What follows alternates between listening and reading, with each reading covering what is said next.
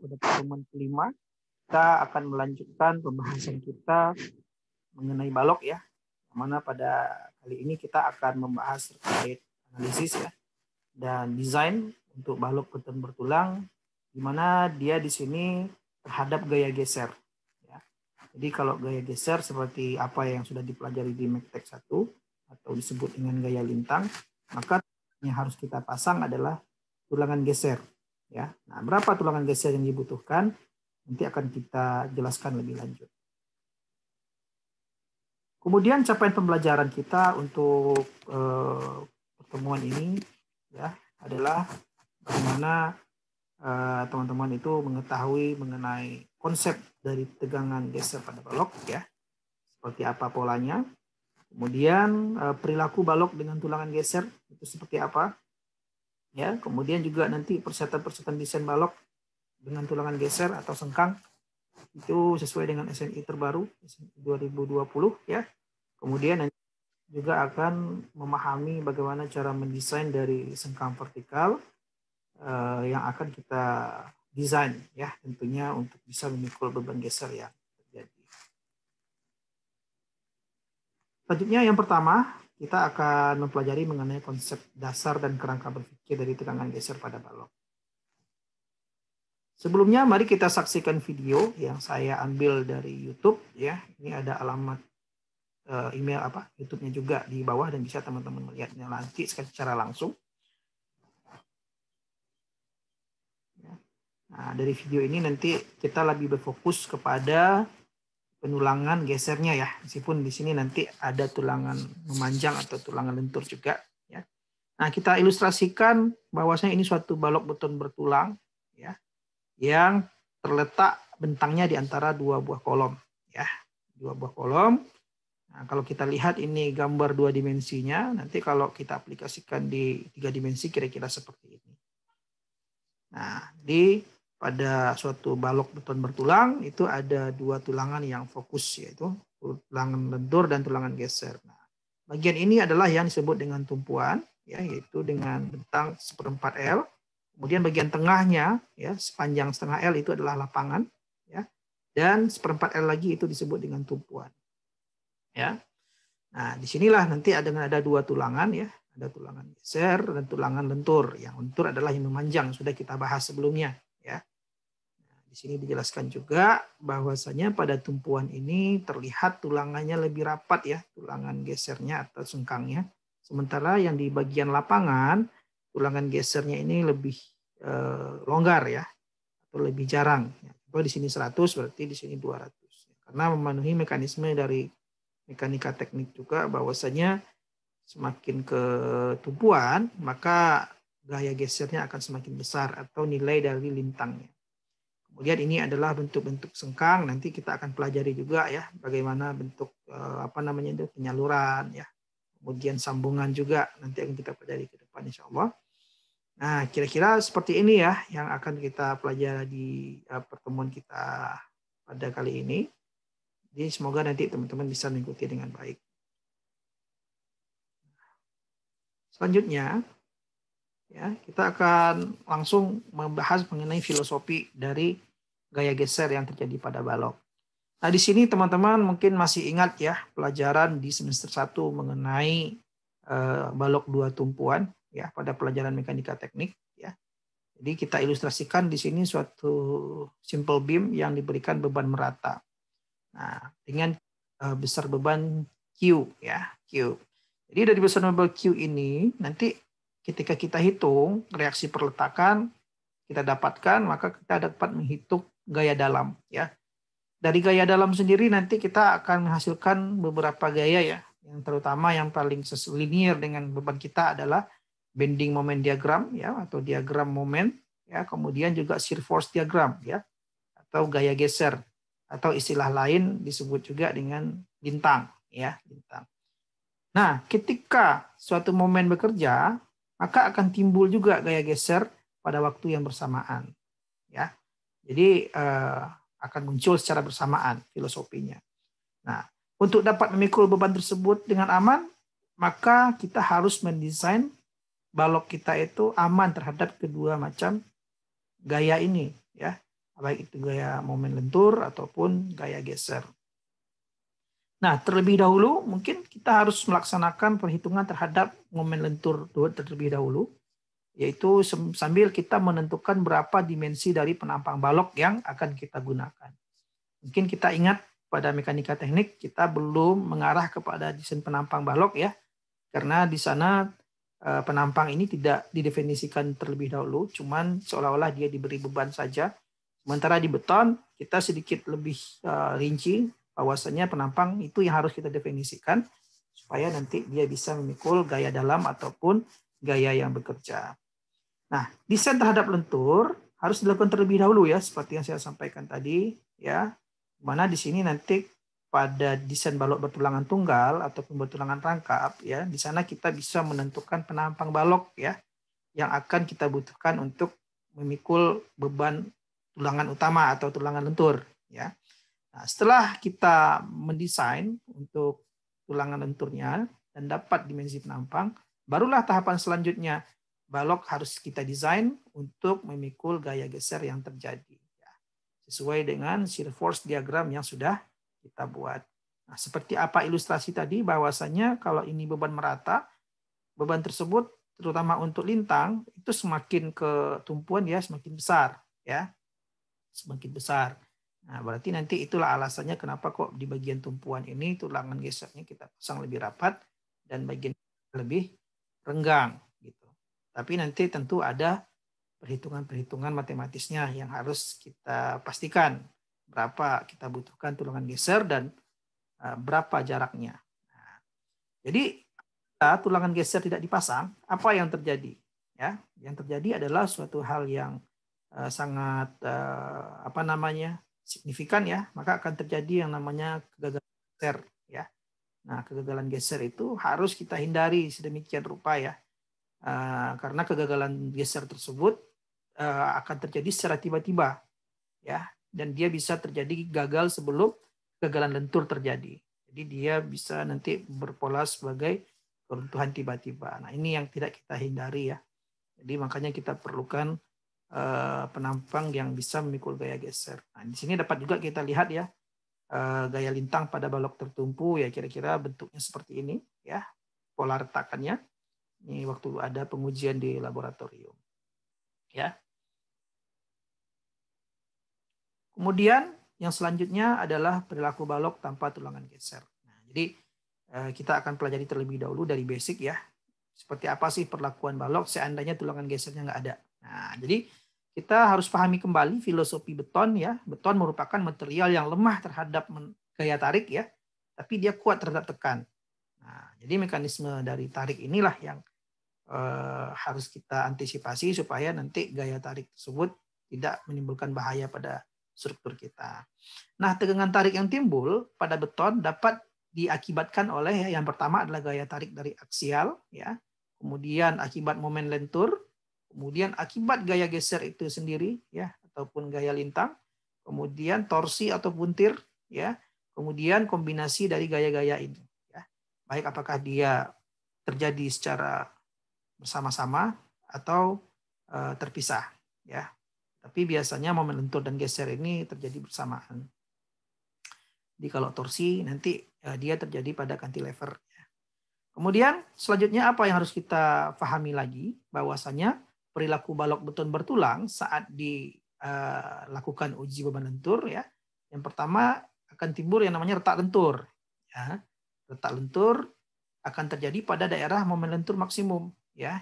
Biasanya di tengah-tengah tumpuan kalau untuk simple beam. Nah, tapi kalau seandainya kita sudah tumpuan kita jepit-jepit, jadi nanti tumpuan di bagian tumpuan juga akan terjadi nanti momen maksimum yang terjadi di tumpuan ya. Jadi kalau sebelumnya kita pada balok dua tumpuan yang tumpuannya sendi dan roll, itu di tumpuan tersebut momennya 0. Tapi di lapangan berbeda halnya karena di suatu portal kita nanti akan mendefinisikan dia seperti jepit-jepit ya. Nah, berbeda juga nanti pemahaman kita di beton dengan mekanika teknik 1. Kalau mekanika teknik 1 kita masih mempelajari mengenai statis tertentu ya. Kalau di portal suatu gedung ya kita sudah tidak memakai pemahaman tersebut. Tetapi nanti di pembelajaran kita akan mix juga contoh-contohnya supaya nanti ada pemahaman yang jelas. Ya. Nah, kita lanjutkan. Ketika tegangan tarik terjadi pada beton, ya telah melampaui modulus hancurnya.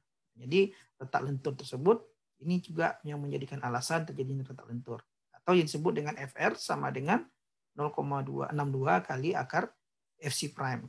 Ya. Ini adalah retak lentur. Ya. Berikutnya adalah retak diagonal. Ya.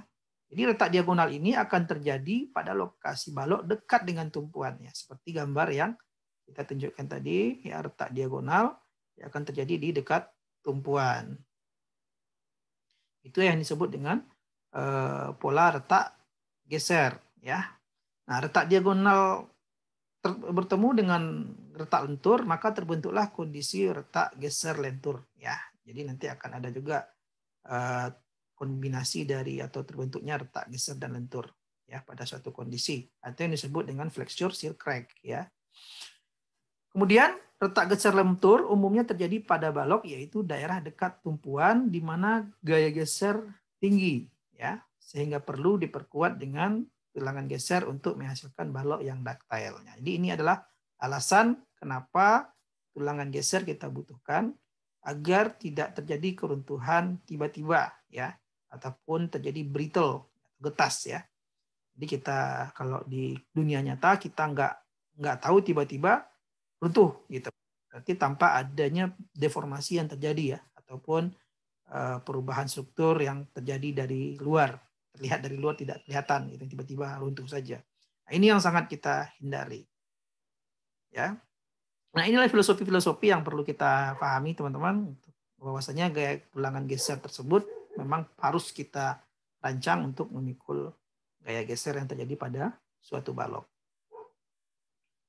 Kemudian yang selanjutnya adalah konsep yang perlu kita pahami adalah mekanisme tahanan beton geser ya. Ini untuk beton yang tidak bertulang, istilahnya yang tidak menggunakan tulangan geser terlebih dahulu yang kita pelajari. Jadi tahanan geser adalah pada suatu balok beton bertulang merupakan kombinasi dari interaksi mekanis pada properties ataupun material yang terjadi pada balok ya. Ini maksudnya belum kita pasang tulangan gesernya. Apa saja sih yang bisa menjadi tahanan gesernya? Yang pertama adalah tahanan geser oleh beton yang didasarkan pada penampang masih utuh atau belum retak ya. Di sini kita notasikan dengan VZ ya. Jadi ketika betonnya masih kompak ya, masih masif dan solid ya. Jadi dia bisa memikul gaya geser sebesar ataupun yang kita notasikan dengan VZ ya. Jadi ketika dia sudah masih utuh ya. Kemudian yang kedua disebut dengan transfer geser antar muka ya atau VA. Jadi ini adalah akibat lekatan agregat di sepanjang bidang retak ya. Contoh ini retak berarti tahanan geser akan dipikul oleh ikatan antara kerikil ya. Makanya beton yang konsisten sangat kita butuhkan juga untuk menyumbang adanya tahanan geser di situ ya dalam desain rancangan beton untuk mencapai FC prime tertentu. Maka tidak lupa kita harus memastikan beton tersebut konsisten ya. Konsisten sampai terpasang dan mutunya bagus tentunya dan workability juga bagus. Nah, ini kita notasikan istilahkan dengan VA. Jadi lekatan antar agregat juga mempengaruhi tahanan geser. Kemudian yang ketiga adalah tahanan yang diberikan oleh tulangan memanjang ya, tulangan memanjang. Karena di sini juga akan ada lekatan antara tulangan dan beton yang membantu untuk tahanan geser dalam memikul gaya geser yang terjadi. Ya. Jadi seperti ini adalah mekanisme tahanan geser sebelum kita berikan tulangan sengkang. Ya. Jadi ada 3 yang bisa sebenarnya membantu kita untuk menahan gaya geser. Nah, ini dia ketika kalau retak geser dia berbentuk seperti ini ya dan arah tumpuan ya dia cenderung diagonal ya, tidak seperti retak lentur yang vertikal seperti ini dan bolanya itu semakin ke tengah semakin besar retaknya. Kalau digeser berarti semakin ketumpuan akan semakin mungkin terjadi retak geser di sana karena gaya maksimum dari geser tersebut, gaya lintang terbesar kalau kita lihat di contoh tadi berada pada tumpuan, dekat dengan tumpuan. Kemudian selanjutnya kita lanjutkan untuk penjelasannya ya, untuk menghindari terjadinya kegagalan geser ya, sebelum terjadinya kegagalan lentur, ya, maka faktor keamanan ya, atau yang disebut dengan faktor reduksi, atau pada pertemuan sebelumnya kita notasikan dengan V ya. Untuk geser ya, dalam aturan ditetapkan lebih besar daripada faktor keamanan untuk lentur ya. Di mana menurut SNI 2847/2019 ya, faktor reduksi kapasitas geser suatu penampang sesuai dengan tabel 21.21 dapat dilihat sendiri nanti, yaitu sebesar V-nya adalah 0,75 ya. Di faktor reduksinya. Jadi dari kapasitasnya tinggal 75% ya. Yang 25%-nya kita anggap itu untuk faktor reduksi atau angka keamanan. Supaya nanti kalau terjadi kegagalan lentur, kita masih punya tabungan angka keamanan sebanyak 25% dari kapasitas geser atau tahanan geser dari penampang kita. Nah, ini dia. Ingat kalau kita pada tulangan lentur, pada balok bertulangan tunggal, sebelumnya kita juga pernah mengetahui nilai V-nya adalah kalau dia terkendali tarik adalah 0,9 ya, dan seterusnya. Kemudian untuk tulangan geser juga memberikan tambahan tahanan geser atau VS yang tergantung pada diameter dan jarak antar tulangan geser.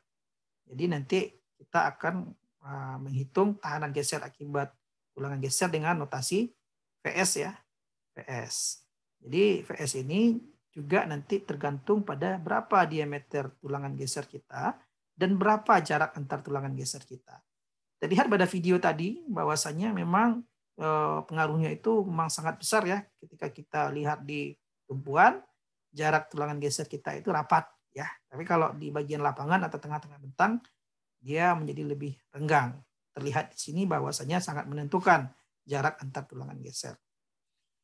Bila tulangan geser tidak dipasang pada balok ya, seperti yang kita jelaskan pada gambar sebelumnya ya, ketika hanya ditahan oleh 3 komponen ini saja, yaitu komponen VZ ya, ataupun kondisi beton dalam kondisi utuh, ada dipikul oleh VA ataupun lekatan antar agregat, dan hanya ada tulangan memanjang saja atau tulangan lentur atau VD, ya, maka proporsi tahanan geser yang disumbangkan oleh berbagai mekanisme tadi adalah antara 20-40% itu disumbangkan oleh VZ ya, oleh faktor beton masih utuh ya, dia masih kondisi solid.